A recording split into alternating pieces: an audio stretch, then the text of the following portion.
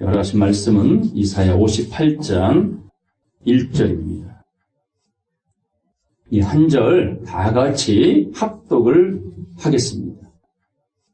크게 외치라. 아끼지 말라. 네 목소리를 나팔같이 날려 내 백성에게 그 허물을 야곱 집에 그 죄를 고하라. 아멘. 이사야 58장 1절 한 절을 통해서 네 목소리를 아끼지 말라 라는 제목으로 함께 말씀을 상고하겠습니다. 자, 지금 여러분이 각자의 나이대로 이 몸을 입고 살아왔습니다. 참 오랫동안 잘 썼죠? 중간중간 보수도 하고 수리도 하면서 잘 살아왔습니다. 참 이 인체라는 건 신비로워요. 그 작은 정자가 오늘 여러분의 모습으로 두세 개의 경쟁률을 뚫고 생겨난 게 아니에요, 여러분들은. 아시죠? 수십 개의 경쟁을 뚫고 이 땅에 이 육체를 입고 평생 살아왔습니다. 근데 많은 사람들이 이 껍데기 육체를 통해서 얻은 수많은 스펙들, 재물들, 권력과 사람들 앞에 드러낼 수 있는 그 자랑거리들이 마치 자기인 것으로 오해하고 착각하며 살아갑니다. 근데 예수 안에 들어오는 순간에 생각이 완전히 바뀌어지지요. 내가 가진 모든 것은 내 것이 아니라 다 하나님의 것이었구나. 나의 눈도 하나님의 것이었고, 내 귀도 하나님의 것이었고, 내 입도 하나님의 것이었고, 쉬지 않고 뛰고 있는 내 심장도 하나님의 것이었구나. 그런데 이날까지 그 눈을 누굴 위해 썼어요? 내가 보고 싶은 것을 보고 살았어요. 그 거룩한 귀를 자기가 듣고 싶은 것만 듣고 살아왔어요. 그리고 무엇보다 중요한 입은 자기가 하고 싶은 말만 하고 살아왔습니다.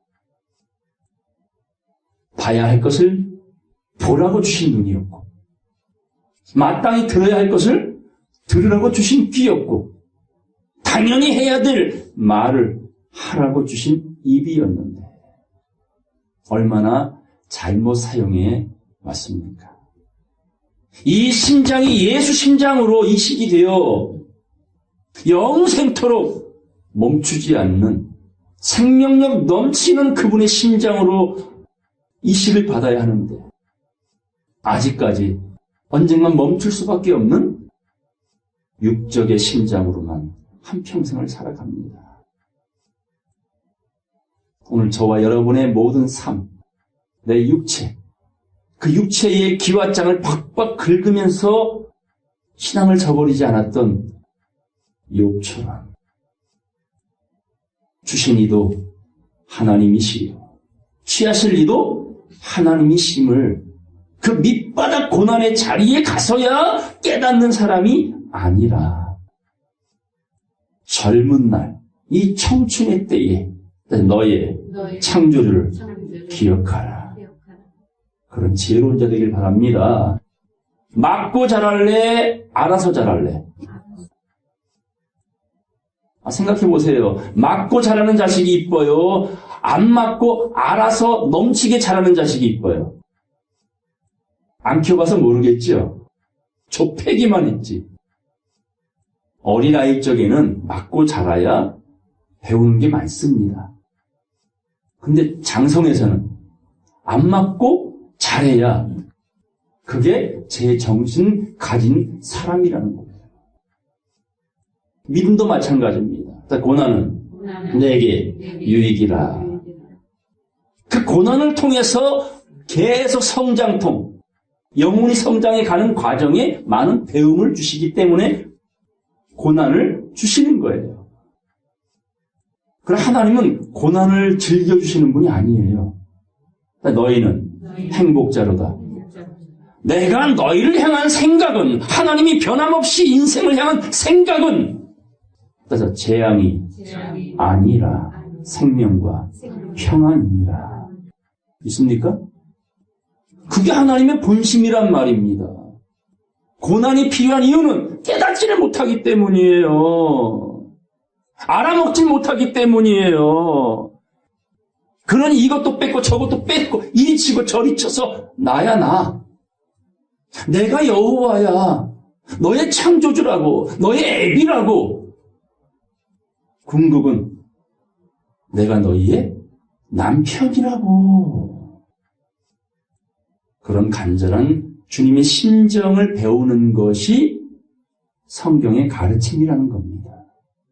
목사의 지식을 전달하고 목사의 스펙을 자랑하라고 이 자리에 목회자들이 서 있는 것이 아니라 대신 하나님 마음을 피가 끓는 마음으로 심장이 터지는 그 간절함으로 하나님의 본심을 오해 말고 이해하라고. 그게 대언자들의 사명이라는 겁니다. 그런데 우상과 우상 숭배자들이 짝짝꿍이 돼서 도둑질도 왜 그런 데다 손발을 갖다 맞췄는지 몰라. 도둑질도 손발이 맞아야 된다 하지요. 우상과 우상 숭배자가 지금도 열심히 손발을 맞추고 있잖아요. 그때 주님은 휘파람으로 이렇게 말씀하십니다. 내 백성아, 그 죄에 참여하지 말고 거기서 제발 나와라. 무덤을 열어줄 테니 나와라. 내가 여호와인 줄 알리라. 이게 성경이 존재하는 이유라는 것입니다. 그런 말씀인 하나님, 로고스인 하나님, 진리이신 예수, 그리고 오늘 이 시간 성령으로, 진리이신 성령으로 우리 가운데 거하시는 하나님의 영과 한 영이 되는 저와 여러분 모두가 되기를 간절히 소망합니다. 실제 있었던 일입니다. 냉동 가공식품을 만드는 회사에 근무하던 여직원이 이 퇴근 시간 무렵에 이제 주말이라 마감 정리죠? 그런 걸 하려고 냉동 창고에 들어갔어요. 되게 조사하고 숫자를 쓰고 있는데 갑자기 창고 문이 닫혀버렸어요. 얼마나 놀랬겠어? 갇혀버렸으니 꼼짝없이 시간이 흐를수록 몸은 얼어가겠죠. 5시간을 벌벌벌 떨고 애를 써봐야 뭐 들리는 소리가 없고 이미 다들 퇴근한 어둠의 시간이었는데 이젠 죽었구나 하는 그 순간에 그 냉동 창고의 문이 열리더랍니다. 마침 순찰을 돌던 경비 아저씨가 그 문을 열었어요. 살아났어요. 그러고 나서 이 직원이 경비 아저씨한테 물어봤어요. 어떻게 냉동 창고의 문을 여실 생각을 하셨습니까? 그랬더니 이 경비 아저씨 하시는 말씀. 내가 이 회사에 10수년을 근무했는데 출근하면서 안녕하세요 아저씨 하는 분.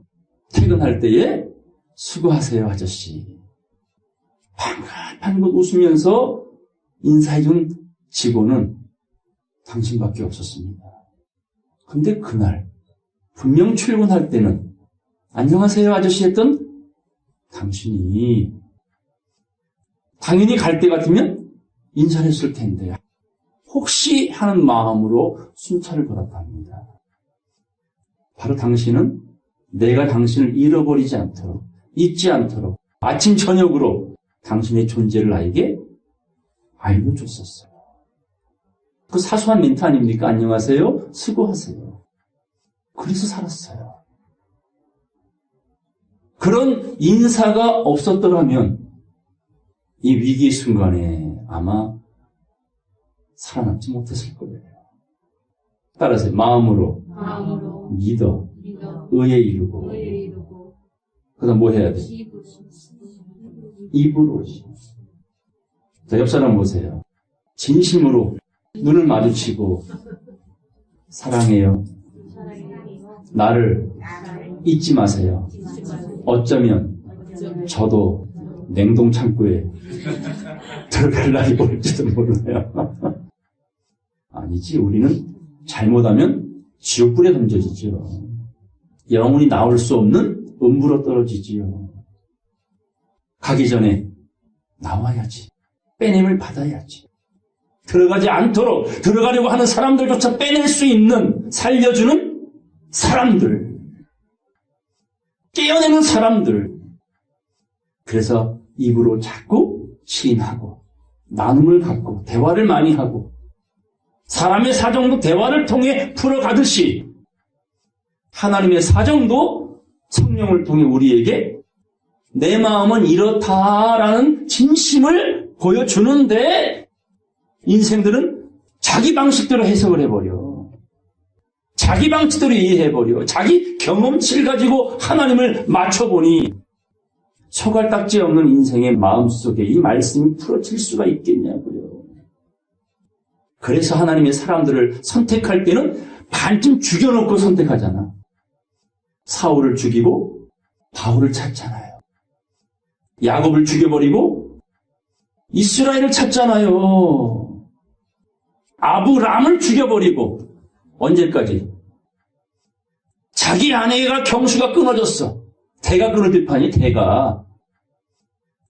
이미 사람으로선 더 이상 생산할 수 없는 그 지경에까지 하나님은 기다렸어요. 그리고 자식을 줬잖아. 약속대로, 말씀대로. 근데 그것도 부족했던 거야.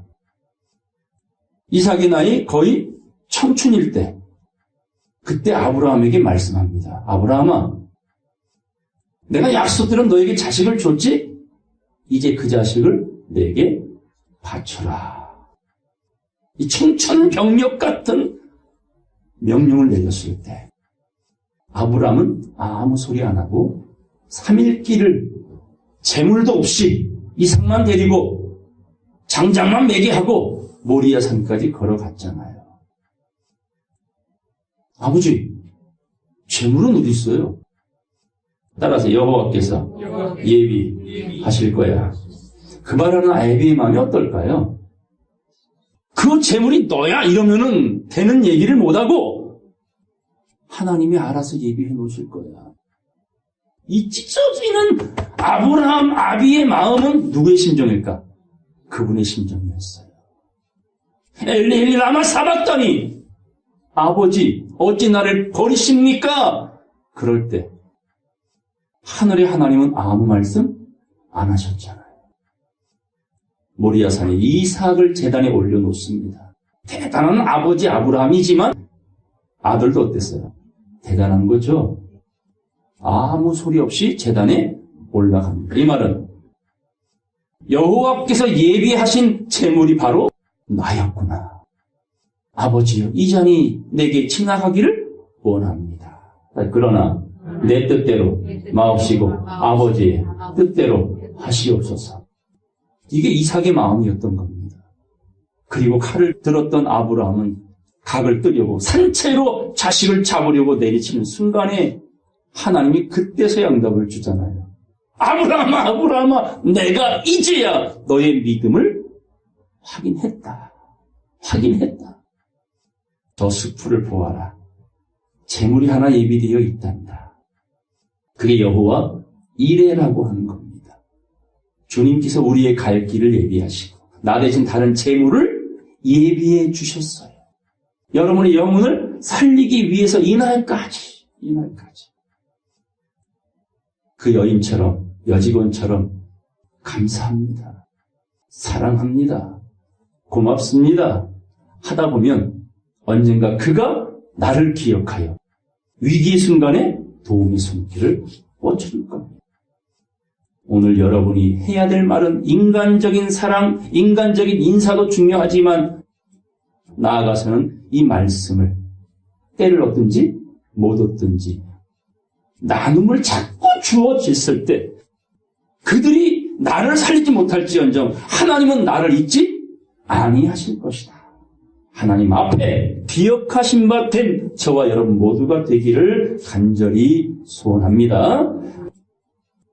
자, 말씀 하나 보겠습니다. 로마서 14장 6절 말씀 보겠습니다. 나를 중히 여기는 자도 주를 위하여 중히 여기고, 여러분이 살아가는 날입니다. 하루하루, 한 시간 한 시간 그렇게 지내치는 그 시간들과 날들을 누구를 위하여 중히 여기래요? 주를 위하여. 따라서 먹는 자도 주를 위하여 먹으니. 먹는 것도 주를 위하여 먹으래요. 근데 우린 배고파서 먹어요? 주를 위해 먹어요? 먹을 때 주를 위하여 먹겠나이다 이러는 사람 거의 없을걸. 아유 배고파. 아유 밥 줘. 밥 줘. 먹어도 주를 위해 먹으랍니다. 이는 하나님께 감사함이요. 먹지 않는 자도 주를 위하여 먹지 아니하며 하나님께 감사하느니라. 그러니까 먹든지 안 먹든지 금식이죠. 금식. 그리고 다이어트를 하든지 포식을 하든지 상관없어. 다 주를 위하여라는 걸 잊지 말아라. 이 말씀은 하나님이 지금 그를 쓰시겠다라고 계획을 가지고 계신다 그 말입니다. 귀한 그릇으로 하나님은 쓰시겠다고. 먹든지 금식하든지 마시든지 뭘 하든지 주를 위하여 내가 살아가는 것이로구나 하는 생각을 잊지 말아라. 보겠습니다. 7절. 우리 중에 누구든지 자기를 위하여 사는 자가 없고 자기를 위하여 죽는 자도 없도다. 이 말은 좀 물음표가 가요. 여러분 왜 살아요? 누굴 위해 살아요? 물론 자식을 위해 산다라고 하고 누군가를 위해 산다고는 말을 해. 그런데 대부분 다 자기를 위하여 살아갑니다. 죽겠네도 누군가 죽어? 그러면 서운해 안 서운해? 그죠? 난 절대 시집 안 갈 거면 그래 너 가지마 하면 서운해 기뻐해. 그러니까 속에도 없는 말 하지 말라고. 근데 바울이 이렇게 말합니다. 우리 중에, 여기서 말하는 우리 중은 누구냐면 정말 신령한 자가 되어 하나님의 말씀을 알아듣고 그 믿음으로만 살겠다고 결심한 우리 중에 누구든지 자기를 위하여 사는 자가 없고 자기를 위하여 죽는 자도 없도다. 왜요? 내가 내게 아닌 것을 알았기 때문입니다. 다 주를 위하여라는 걸 깨달았기 때문입니다. 그래야 이 말씀이 이해가 될 수가 있어요. 8절, 9절 다 같이 읽겠습니다. 우리가 살아도 주를 위하여 살고 죽어도 주를 위하여 죽나니 그러므로 사나 죽으나 우리가 주의 것이로라. 이를 위하여 그리스도께서 죽었다가 다시 살으셨으니 곧 죽은 자와 산 자의 주님이 되려 하심이니라. 예수 그리스도가 왜 죽었다고요? 여기서 산 자 죽은 자 공동묘지 무덤 속에 갇힌 자를 말하는 게 아니에요. 죽은 자든 산 자든. 자, 바울은 죽은 자예요, 산 자예요? 크게 좀 얘기해봐요. 바울은 죽은 자요, 산 자요? 날마다 나는 죽노라. 죽은 자예요, 산 자예요? 죽은 자예요. 그런데 산 자예요. 맞죠? 주를 위하여 죽은 자니까 그리스도께서 살려주신 거예요. 나를 위해 살지 말고 누구를 위해 살아라? 주를 위해 살아라. 그러면 죽어야 돼요. 내가 그리스도와 함께 십자가에 못 박혔나니라는 말씀은 죽었다. 이제는 내가 산 것 아니요. 내 안에 그리스도께서 사신 것이다. 그런 자들의 주님이 되어 주시겠다는 겁니다. 있습니까? 그런 멋진 주님과 우리는 세상 끝날까지 동행할 것입니다. 그리고 그 마지막 나팔이 불게 될 때에 순식간에 호련히 변화될 것입니다. 그 변화를 위하여서 우리는 지금 하나님이 선하시고 기뻐하시고 온전하신 뜻이 무엇인지 날마다 되새김질하며 그러한가 묵상하며 그 뜻이 무엇인지 분별해 가려고 하는 거룩한 산 제물, 그 심령이 변화되어져 가는 성도다라는 걸 말씀해 주신 겁니다. 본문 말씀 보겠습니다. 이사야 58장 1절입니다. 크게 외치라. 아끼지 말라. 네 목소리를 나팔같이 날려. 따져 내 백성에게 그 허물을 야곱 집에 그 죄를 고하라. 한마디로 말하면 책망하라 그 말입니다. 예수님은 책망하러 오신 분이 아니었죠.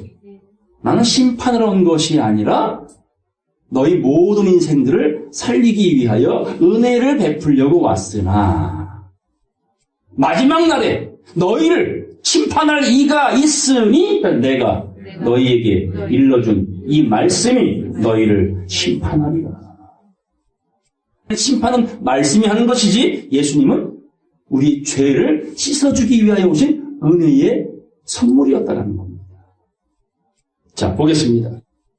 그러므로 내 백성에게 허물을, 그리고 야곱집에 교회들의 목회자들의 믿는다는 사람들에게 그 죄를 고하라. 책망하라 그 말입니다.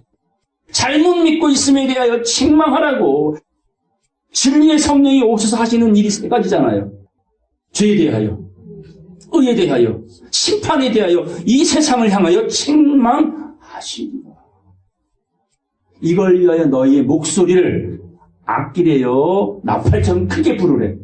담대함을 가지고 크게 외치라고 말합니다. 그래서 하나님이 우리에게 이 입을 준 거예요. 그러려면 잘 보라고 눈을 주신 거예요. 제대로 깨달으라고 뭘 주셨다고? 귀를 주신 거란 말입니다. 내 것처럼 살아왔으나 이제는 죽고 그리스도를 위하여 써먹을 수 있는 거룩한 변화받을 여러분의 삶이 되기를 간절히 바랍니다.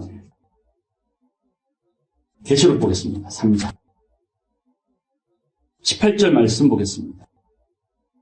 내가 너를 권면하노니 내게서 불로 연단한 금을 사서 부요하게 하고 흰옷을 사서 입어 벌거벗은 수치를 보이지 않게 하고 안약을 사서 눈에 발라 보게 하라. 자, 세 가지를 사야 되죠? 뭐예요? 금. 이걸 사야 부요해진대요. 또 하나. 흰옷을 사야 수치가 가리워진대요. 또 하나. 안약을 사야 봐야 할 걸 날마다 보고 마땅히 가야 할 길을 선택할 수 있는 용기가 생긴다. 보겠습니다. 19절 다 같이 읽겠어요. 시작. 무릇 내가 사랑하는 자를 책망하여 징계하노니 그러므로 네가 열심을 내라 회개하라. 뭐 하신대 하나님이? 책망하고 징계한대요. 자, 총상을 입은 친구 있었죠? 얼마 전에 북에서 탈출하려고 나오던 그 군. 살려야 되겠죠? 옆에서 호 이래야 돼요? 이거 얼마나 아파서 호 이러면 나나요? 그를 살리기 위해 죽을지언정 각오하고 수술에 임한 거예요.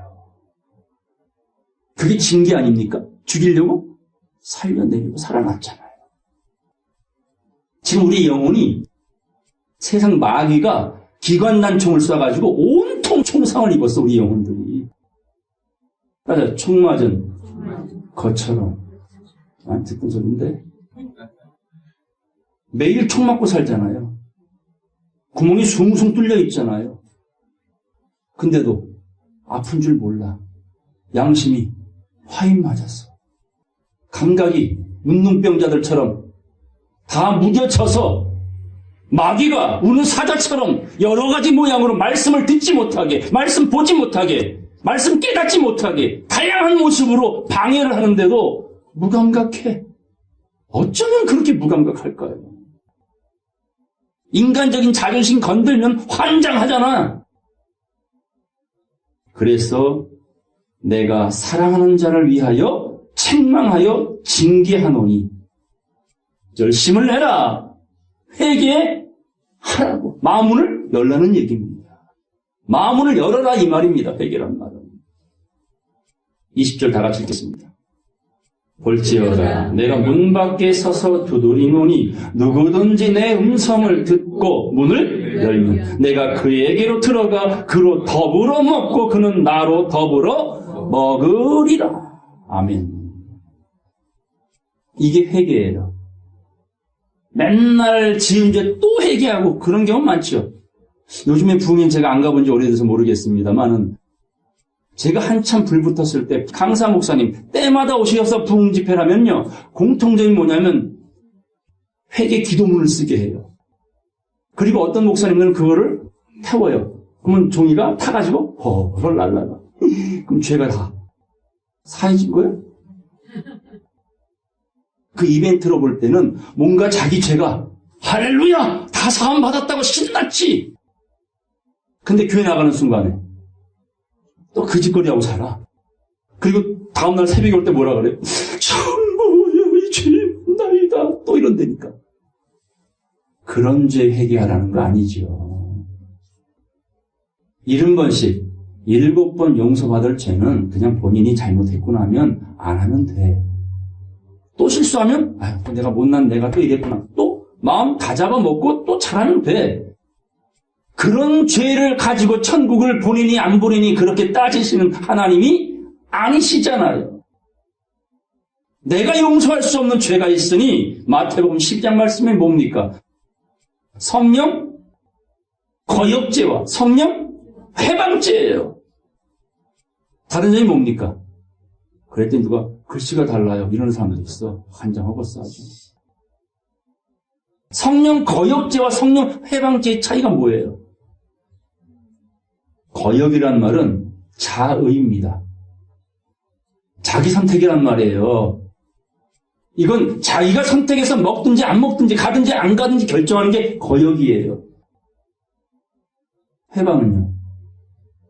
내 자의가 아니라 누군가의 방해로 인하여 내가 갈 수 없고 들을 수 없는 상황이 만들어졌을 때 성령 회방죄라는 거예요.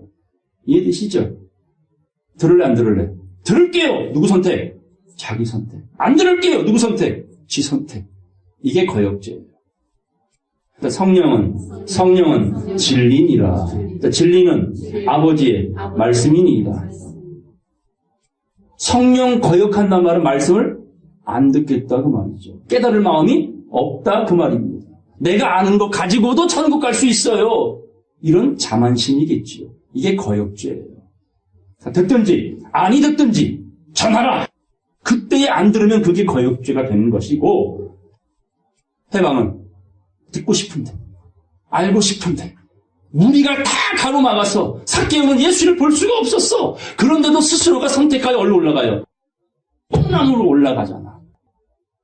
진리 구하는 한 사람의 심정. 그걸 하신 예수님은 삭개오야 내려와라. 그 삭개오가 예수를 만날 때에 방해했던 그 많은 요소들이 회방입니다. 그래서 지식의 열쇠를 가진 자는 뭐라 그랬어요? 천국문을 가로막고 들어가고자 하는 자도 못 들어가게, 그리고 자기도 들어갈 마음이 없느니라. 이게 회방자예요. 말씀을 기준하여 듣고 안 듣고도 본인 몫이고, 듣고자 하는데도 가로막는 세력이 있다면 누구의 마음이 필요해? 이때는 삭개오의 심정이 필요한 거예요. 혈루병 걸린 여인의 마음이 필요한 거예요. 12년 동안 상처만 나면 피가 안 멈춰. 적자 인생이야, 적자 인생. 그래서 수많은 병원을 쫓아다녔잖아요. 의사들마다 돈 내라, 돈 내라, 이거면 나을 수 있다고 그 돈을 허비해 가면서 이 혈루병 걸린 여인은 고생을 했어. 개고생을 그날까지 못 났어요. 그런데 예수가 온다는 말을 들었어. 근데 갑자기 마음속에 뭐가 생겼어요? 예수님은 의사가 아니었어요. 그냥 거린이었지, 걸인. 볼품없는, 흠모할 것이 없는 노숙자 차림새였는데 여인의 마음속에 어떤 마음이 들었어요? 내가 그 예수님의, 그분의 옷자락만 만져도 나는 이 병을 나을 수 있을 것이다. 아니, 이 마음이 갑자기 왜 생겼을까요? 생각해 보세요. 믿음은 모든 사람의 것이 아니니라. 믿음은 하나님의 선물이니라. 택함 입은 자는 그 마음이 만들어져요. 그냥 상황이 전혀 말도 안 되는 상황인데 그냥 가서 옷을 딱 잡는 순간에 혈로 그 눈이 말라버렸어. 나았단 말이에요. 그랬더니 예수님이 누구냐 내 옷 만진 애가 몰라서 묻는 건 아니죠. 제자들이 우왕좌왕하고 있을 때에 혈로 그 눈이 말린 여인 저요. 그때 예수님이 뭐라고 말씀합니까? 나는 네 믿음이 너를 구원하였느니라. 성령에게 순종한 거야. 순종이 뭐보다 낫고? 제사보다 낫고. 말씀을 듣는 것이 수양의 기름보다 낫다는 거예요. 따라 이제야 네 병에서 노임을 받았다. 믿음이 우선입니다. 이 지상에서의 7, 80년 잘 먹고 잘 사고 호화호식한들 결국 관짝 하나 메고 돌아가잖아요. 왜 그렇게 짐승 같은 인생 살다 가려고 그래요? 사나 죽으나 나는 예수님의 것, 하나님의 것임을 믿고 영적인 삶을 살아야지. 그러려면 봐야 될 걸 보시고 들어야 될 걸 들으시고 할 말을 하시면서 안녕하세요, 수고하세요. 그 말 한마디로 냉동 인간 될 뻔했던 그 여직원이 새 생명을 찾았잖아요. 책망하십니다. 살려내시려고 책망하십니다. 자, 마태복음 가겠습니다. 마태복음 4장 16절부터 17절까지 다 같이 읽겠습니다.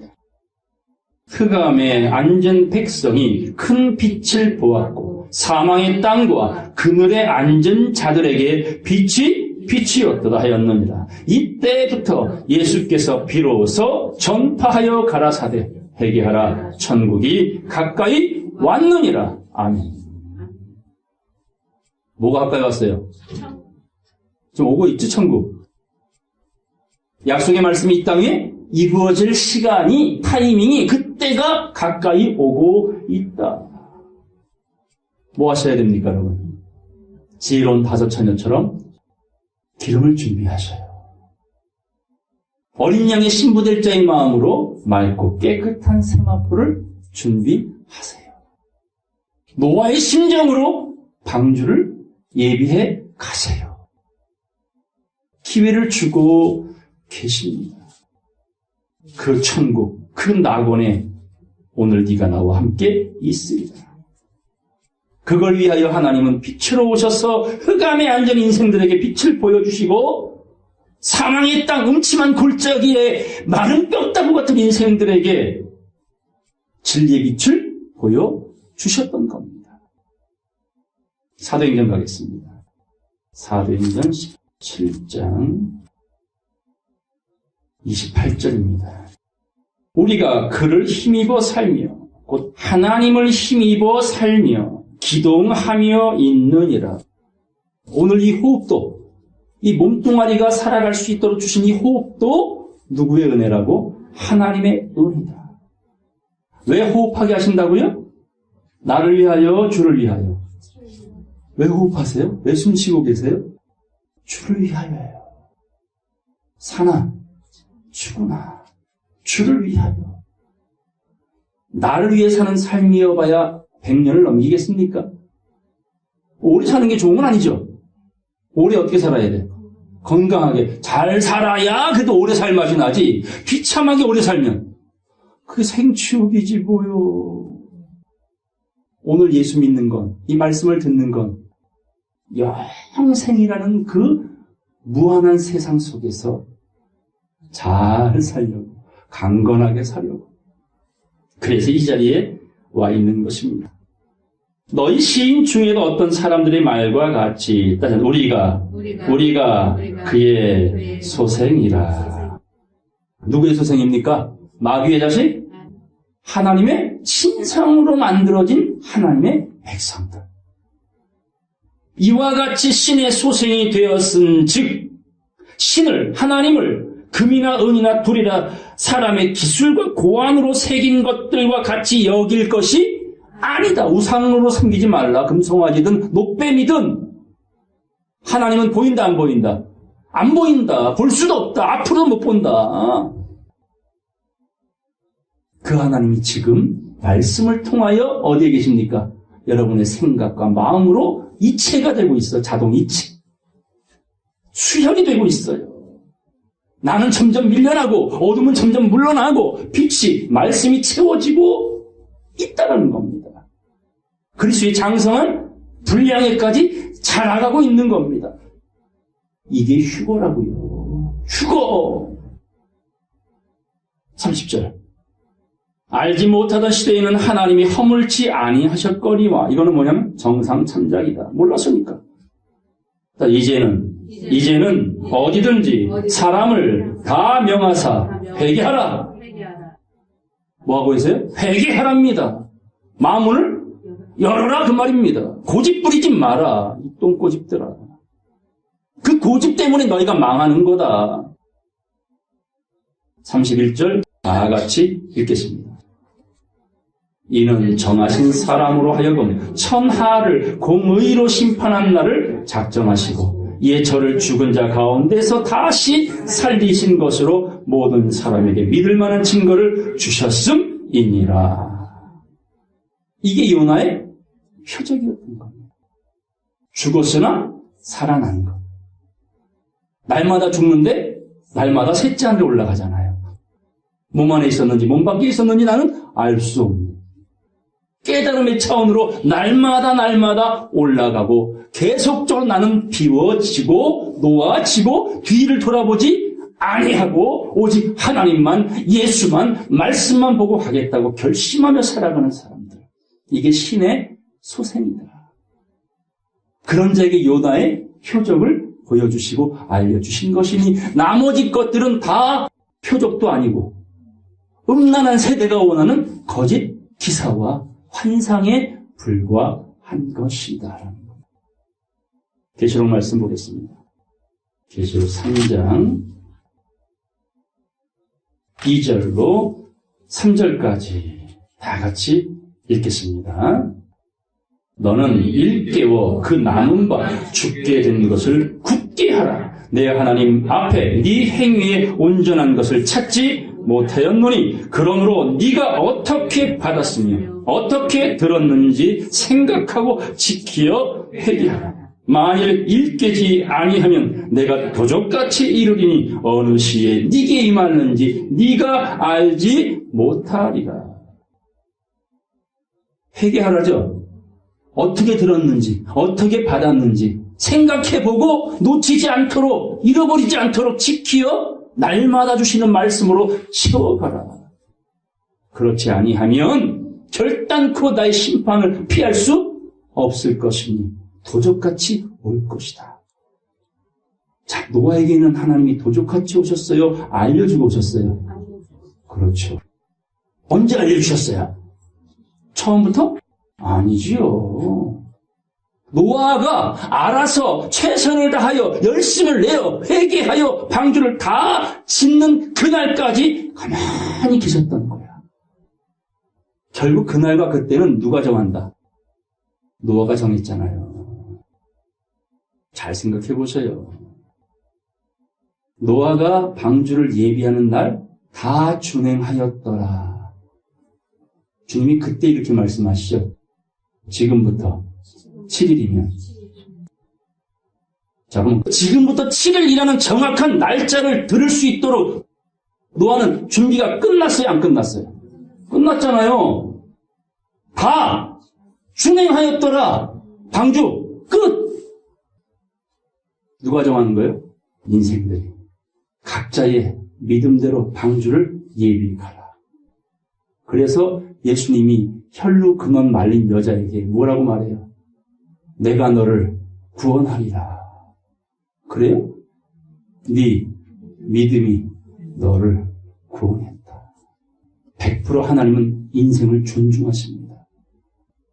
오로지 그 신의 성품에 참여한 사람들만, 아쉽게도 멸망의 아들들은 내쳐 버리고 아껴보지 않고 긍휼을 베풀지 않고 쳐서 죽이지만, 당신의 소생들은 그 소생들이 준비가 될 때까지 주님은 기다리는 거야. 네가 준비가 다 되면 그때가 이루어질 것입니다. 그때를 정하는 건 누구라고? 바로 너희들 자신이라. 그런 가르침을 주시는 겁니다. 그러므로 너희가 말씀을 어떻게 받았는지, 어떻게 들었는지 늘 되새김질을 하라. 부탁을 하십니다. 이게 나팔소리예요. 목소리를 아끼지 않고 회개하라, 회개하라, 회개하라고 책망을 계속 주시는 그분의 생명의 소리라는 겁니다. 베드로후서 보겠습니다. 베드로후서 3장 8절, 9절 다 같이 읽겠습니다. 사랑하는 자들아, 죽게는 하루가 1000년 같고 1000년이 하루 같은 이 한 가지를 잊지 말아라. 주의 약속은 어떤 이에 더디라고 생각하는 것 같이 더딘 것이 아니라 오직 너희를 대하여 오래 참으사 아무도 멸망치 않고 다 회개하기에 이르기를 원하신다. 이 말씀 누구에게 주신 말씀이에요? 멸망받을 자들에게 준 말씀이 아닙니다. 사랑하는 자들아 이러잖아요. 사랑을 입은 자들이 다 준비될 때까지 하나님의 심판은, 약속은 기다려주는 거지 더딘 것이 아니다라는 거예요. 그게 아버지의 마음이었던 겁니다. 아무도 멸망치 않고 뒤돌아보지 않고 내려오지 아니하고 그리스도의 장성한 분량에까지 자라는 그날까지 내가 참고 기다리겠다. 얼마나 하나님 마음이 속이 타겠습니까? 오직 너희를 대하여 오래 참으사. 그때는 너희들이 정하는 것이니 천국을 침노해라, 빼앗으라, 수염소처럼 도망쳐라. 멸망에 가증한 것이 거룩한 하나님의 성전에 강도대로 서 있는 것을 보거든 읽는 자는 깨달을진저. 어디로 도망하래요? 산으로 도망해라. 하나님은 지금도 열심히 우리에게 외치십니다. 아낌없이 소리를, 책망을 통해서 징계하면서 돌아오기를, 깨닫기를 소망하십니다. 자, 누가복음 가겠습니다. 누가복음 10장 1절 보겠습니다. 이후에 주께서 달리 70인을 세우사 친히 가시려는 각동각처로 2사람씩 짝지어 보내시며 이르시되 추수할 것은 많되 뭐가 적대요? 일꾼이 적어요. 나팔수가 적어요. 네 목소리를 아끼지 말고 크게 외치라 하잖아요. 그런 외칠 자가 적어요. 추수할 건 너무나 많은데 일꾼이 적으니 그러므로 따라서 추수하는 주인에게 청하여 추수할 일꾼들을 보내어 주소서 하라. 이게 우리 기도 제목인 거예요. 누구를 보내달라고? 추수할 일꾼들, 추수꾼들을 보내 주옵소서. 하나님 마음에 합한 목자들을 세워 주시옵소서. 자기 사리사욕을 채우려고 교회를 성장시키는 게 아니라 천하보다 귀한 생명, 생각과 마음에 새 언약의 말씀을 아주 지워지지 않는 그 철필로 새겨주려고 열심을 내는 그분의 마음에 합한 목자들, 바알에게 무릎을 꿇지 않은 7,000명, 그리고 빼냄받은 구별받은 300명 같은 사람들을 보내어 주세요. 따라서 그런 사람이 바로 접니다. 여러분 되기를 바랍니다. 3절 다 같이 읽겠습니다. 시작. 갈지어다 내가 너희를 보냄이 어린 양을 이리 가운데로 보냄과 같도다. 이 세상은 이렇게 무시무시한 이빨 드러낸 이 떼들처럼 삼킬 자들을 다양한 방법으로 노력하려고 할 때에 누가 그리로 보냄받았어요? 2명씩 짝지워진 나팔수들이, 2 증인들이 큰 손길로, 애굽 손길로, 소돔과 고모라 손길로 2 천사가 하고 2 증인이 복음을 전하러 보냄을 받을 때에 내가 함께 할 것이니 두려워 말고 가서 하나님 나라를 전파하라 하고 부탁을 하십니다. 자, 가서 뭐라고 말하느냐? 자, 누가복음 10장 그 밑에 13절 보겠습니다. 화 있을진저 고라시나, 화 있을진저 벳세다야, 너희에게서 행한 모든 권능을 두로와 시돈에서 행하였다면, 따라서 저희가 벌써 베옷을 입고 제에 앉아 회개하였으리라. 근데 너희는, 고라신 너희는, 너희 벳세다 너희는 회개하지 않는구나. 이 많은 기적을 보여줬는데, 이 많은 말씀을 들려줬는데 마음을 닫아버렸구나. 나를 거역하는구나. 성령 거역죄와 성령 해방죄를 동시에 짓고 있잖아요. 14절. 심판 때에 두로와 시돈이 너희보다 견디기 쉬우니라. 가버나움아, 네가 하늘에까지 높아지겠느냐? 어떻게 된대요? 지옥 밑바닥까지 떨어질 것이다. 이 말은 뭡니까? 그 많은 하나님의 은혜를 입었음에도 자고가 하늘을 찔러 일명 바벨탑을 쌓은 음료의 도시들, 음료의 도성들, 가증한 것들의 무리가 666 사람의 수로 짐승의 수로 채워진 강도의 구렬이 되어버린 하나님의 성전은 결국 돌 위에 돌 하나 남지 않고 다 무너지게 될 예언입니다. 16절 다 같이 읽겠습니다. 너희 말을 듣는 자는 곧 내 말을 듣는 것이요, 너희를 저버리는 자 곧 나를 저버리는 것이요, 나를 저버리는 자는 나 보내신 하나님을 저버리는 것이라 하십니다. 결국 말씀을 저버리면 누굴 저버리는 것? 하나님을 버리는 겁니다. 말씀이 중요한 거 아시겠죠? 말씀이 무엇보다 소중해요? 내 목숨보다. 그래서 바울은 날마다 죽은 거예요. 무엇 앞에? 말씀 앞에. 말씀으로 자기를 매일 쳤잖아요. 자고하지 않게 하시려고 육체의 가시를 선물로 받았잖아요. 그게 셋째 하늘의 말씀 받은 자의 삶의 하나의 흔적입니다. 이사야 가겠습니다. 이사야 28장.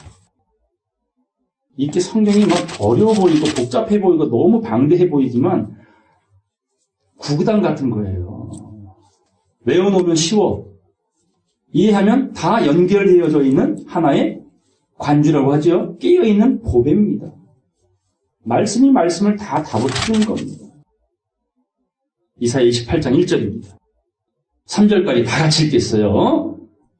취한 자 에브라임의 교만한 멸류관이며 화 있을진저 술에 빠진 자의 성 곧 영화로운 관같이 기름진 골짜기 꼭대기에 세운 성이여 쇠잔에 가는 꽃 같으니 화 있을진저 보라 주께 있는 강하고 힘있는 자가 쏟아지는 우박같이 파괴하는 광풍같이 큰 물의 창이단같이 손으로 그 멸류관을 땅에 던지리니 에브라임의 취한 자의 교만한 멸류관이 발에 밟힐 것이다. 에브라임이 누군지는 다 배우셨잖아요. 야곱의 손주인데 결국 야곱의 아들의 반열로 끌어올림을 받은 에브라임과 유다는 대명사 아닙니까? 에브라임은 요셉의 대명사예요. 이런 교회들이, 이런 성도라고 하는 종교인들이 교만하여 자고하여 존귀한 자리에 있으나 깨닫지 못한 사람은 자고한 자라고 짐승 같은 자라고 책망을 하신 겁니다. 하박국 말씀 보겠습니다. 하박국 2장 12절 보겠습니다. 피로 읍을 건설하며 불의로 성을 건축하는 자에게 화 있을진저. 이 읍, 성은 다 교회 아닙니까? 예수의 피로 세워져야 될 교회가 헌물로 드려진 인간이 자랑하는 그런 무너질 성전, 이게 비하여 불의와 피로 건설됐다. 강도의 구렬이 됐다라는 표현입니다. 13절. 민족들이 불탈 것으로 수고하는 것과 열국이 헛된 일로 곤비하게 되는 것이, 따라서요, 만군의 여호와께로서 말미암음이 아니냐? 예수가 온 것은 46년 동안 지은 성전을 뭐하러 오셨어요? 무너뜨리려고 오셨잖아요. 그리고 뭘 세우려고? 3일 만에 손으로 짓지 아니한 진리의 성전 짓겠다고 오신 거예요. 그러니까 옛것은 무너져야 새 것이 돋아나잖아요. 내 육체가 죽어야 뭐가 살아? 그리스도가 내 안에 새롭게 재창조가 되어 새 사람이 되는 것이니, 14절 다 같이 읽겠습니다. 대저 물이 바다를 덮음같이 여호와의 영광을 인정하는 것이 세상에 가득하리라. 이런 날이 왔어요. 성경이 다 오픈됐어요. 성전 문에서 쫄쫄 나오던 물이 창인해졌어요. 어떤 사람은 아직도 발목에서 첨벙거리며 뛰어다니지만 어떤 사람은 수영하고 있잖아요. 그런 시대가 왔어요. 물이 창이람같이 여호와를 아는, 영광을 인정하는 것이 세상에 가득하리라. 그리고 완성되는 그날 그때가 따라 세상, 나라가 그리스도의 나라가 되리니 그날 너희가 왕같은 제사장이 되어 그리스도로 더불어 몇 년 동안, 1000년 동안 왕노릇 하리라는 말씀이 이루어질 것이다. 15절.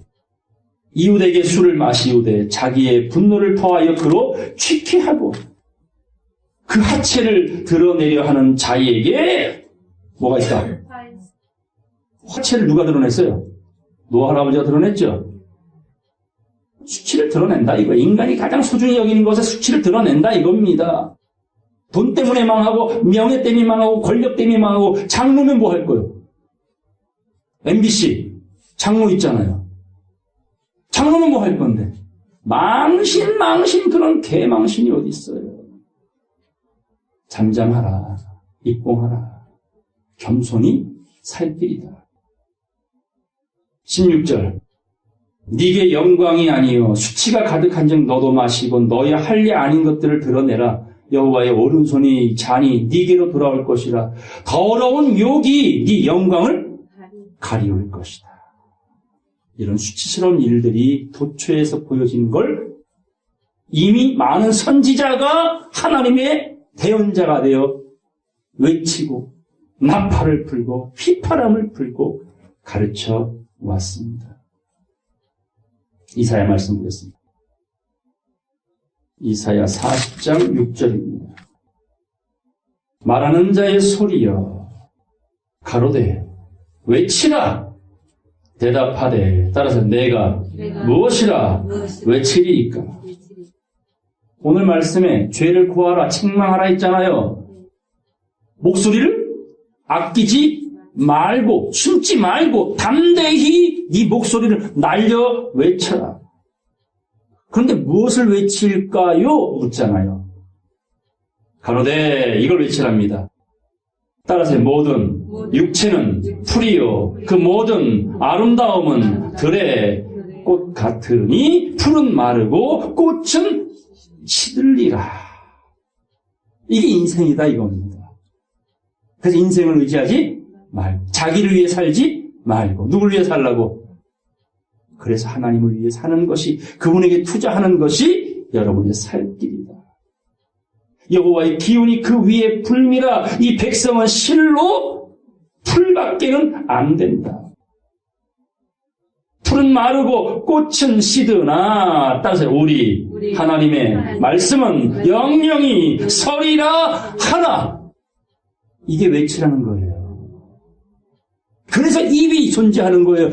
헛된 말 하려고 입쓰지 말고 오로지 하나님의 말씀이 이거야라고 외치라고 이 거룩한 입을 주셨다라는 겁니다. 9절 10절 다 같이 읽겠습니다. 아름다운 소식을 시온에 전하는 자여, 너는 높은 산에 오르라. 아름다운 소식을 예루살렘에 전하는 자여, 너는 힘써 소리를 높이라. 두려워 말고 소리를 높여 유다의 성읍들에 이르기를 너의 하나님을 보라 하라. 보라, 주 여호와께서 장차 강한 자로 임하실 것이요 친히 그 발로 다스릴 것이라. 보라, 상급이 그에게 있고 보응이 그 앞에 있으며 그는 목자같이 양무리를 먹이시며 어린 양을 그 팔로 모아 품에 안으시며 젖먹이는 암컷들을 온순히 인도하시리로다. 이것을 외쳐라, 알려줘라, 보여줘라. 이게 우리가 살아가는 이유입니다. 썩어질 육체를 위해서 먹고 마시는 일에 힘쓰기 이전에 왜 먹는지, 왜 마시고, 왜 일하고, 왜 보고, 왜 듣는지를 돌아보셔서 다 하나님을 위해 이렇게 외치겠나이다, 이렇게 전하겠나이다 라는 고백을 주님 앞에 드리는 우리 모두가 되기를 간절히 바랍니다. 마지막 말씀 보겠습니다. 예레미야 31장 6절 보겠습니다.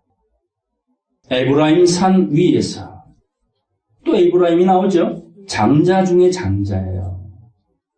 이 에브라임 산 위에서 파수꾼이 외치는 날이 뭐 할 것이요? 이를 것이니 이르렀습니다. 해석자들이 나왔습니다. 말씀이 펴졌습니다. 이르기를 너희는 일어나라. 우리가 시온에 올라가서 우리 하나님 여호와께로 나아가자 하리라. 나 여호와가 이같이 말하노라. 너희는 야곱을 위하여 기뻐 노래하며 만국의 머리 된 자를 위하여 외쳐 전파하며 찬양하며 이르기를, 따라서 여호와여, 주님의 백성 이스라엘의 남은 자를 구원하소서 하라는 건 뭐예요? 전하라 그 말이잖아요. 누구를 구원하시라고? 남은 자. 이스라엘의 무차손의 수가, 믿는 자의 수가 바다 모래알같이 무수히 많을지라도 누구만? 남은 자만 구원하리니 이 말씀을 이 땅 위에서 이루고 필하고 마치시리라. 로마서 9장에 나와 있는 말씀 아닙니까? 남은 자를 구원하소서 하라. 이게 우리가 외쳐야 될 말씀입니다. 8절. 보라, 내가 그들을 북편 땅에서 인도하며 땅 끝에서부터 모으리니 그들 중에는 소경, 쩔뚝발이, 임쾌한 여인, 해산한 여인이 함께하여 큰 무리를 이루어 이곳으로 돌아오리라. 여러분, 방주는 누가 졌어요? 노아와 7 식구가 무엇대로? 말씀대로 다 준행하였죠. 지금부터 7일이면이라는 그 순간에 누가 몰려왔어요? 짐승들이 몰려왔어요. 누가 모았어요? 노아가 모았어요? 하나님이 모아오셨어요. 우린 뭐만 하면 돼요? 방주만 칩시다. 노아의 마음과 7 식구의 마음으로 방주를 칩시다. 열국 백성 10명이 유다 백성 옷자락 하나를 딱 부여잡고 말하기를, 당신에게 하나님이, 당신에게 말씀이 함께함을 이제야 알았으니 우리도 데려가소서 함께 가겠나이다 라는 날이 오겠지요. 9절 10절 다 같이 읽고 마치겠습니다. 울며 올 것이며 그들이 나의 인도함을 입고 간구할 때에 내가 그들로 넘어지지 아니하고 하숫가의 바른 길로 행하게 하리라. 나는 이스라엘의 아비요 에브라임은 나의 장자니라. 열방이여, 너희는 나 여호와의 말을 듣고 먼 섬에 전파하여 이르기를, 이스라엘을 흩으신 자가 그를 모시고 목자가 그 양무리에게 행함같이 그를 지켜주실 것이다. 낮에는 구름기둥의 말씀으로, 밤에는 불기둥의 말씀으로 여러분의 마음속에 말씀이 머문 언약궤가 있다면 여러분이 있는 자리가 어떤 자리? 기동임이 아니에요. 지자 썼다고 지동임 이러면 안 되는 거예요. 뭐예요? 성도 잘 타고나야 돼. 참 타고난 성이 지씨야. 따라서 너 지렁이 같은 야고바 지씨야. 언약궤가 머문 그 자리에 그 지성소에 뭐가 머물렀어요? 구름 기둥과 불 기둥. 근데 그 지성소는 마국간같이 협소하고 좁았어요. 내가 너희를 택한 이유는 모든 민족 중에 가장 적은 연곤이라. 야소 믿고 자기를 지켜 자기 믿음으로 자기 깨달음으로 자기 옷을 만들어 그날 그때 그 나팔이 불게 될 때에 아름다운 신부로 변화받아 그날의 주인공 되시길 주의 이름으로 간절히 축원합니다. 말씀 마치겠습니다.